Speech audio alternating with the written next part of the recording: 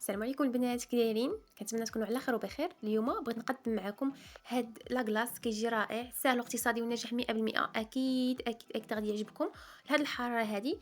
فخليكم معايا حتى لنهايه الفيديو باش تعرفوا جميع المكونات وطريقه التحضير. فاول مرحله غادي نحتاجو لترو ديال هولالا.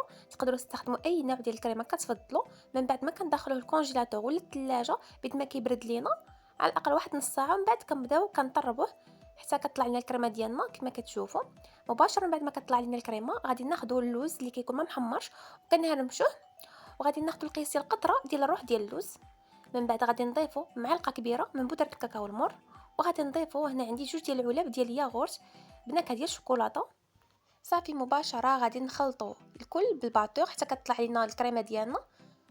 ومن بعد ما كنشوفوا الكريمه ديالنا طربت وضاعف الحجم ديالها غادي نضيفوا اي نوع ديال البسكويت كتفضلوه. انا استخدمت اوريو. بعد ما قطعته قطع صغيره بهذه الطريقه هذه، ما تحاولوا ما امكن تهرمشوهش باش يبقى لينا داك القطع هكا في الوسط ديال لاكلاص.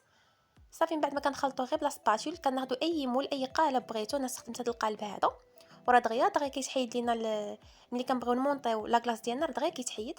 صافي مباشره غادي ندخل المجمد ليله كامله حتى كيجمد لينا. هنا لغد ليه بعد ما جمد ليا فراه دغيا كيديمونطا لينا.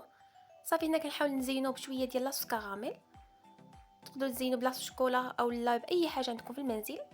هنا غادي ناخذ اوريو وايضا غادي نهرمشو وغنوضعو بهذه الطريقه هذه كما كتلاحظوا.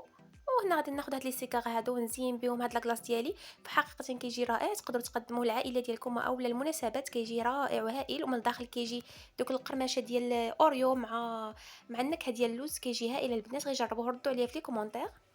وهذا هو الشكل النهائي ديال لاكلاص ديالنا. كنتمنى الوصفه ديال اليوم تكون نالت الاعجاب ديالكم، واكيد كما العاده الا عجبتكم لا فيديو ما تنساوش تبارطاجيو مع الاصدقاء ديالكم والاحباب ديالكم، ونتلاقاو ان شاء الله في الفيديو القادم. الى اللقاء.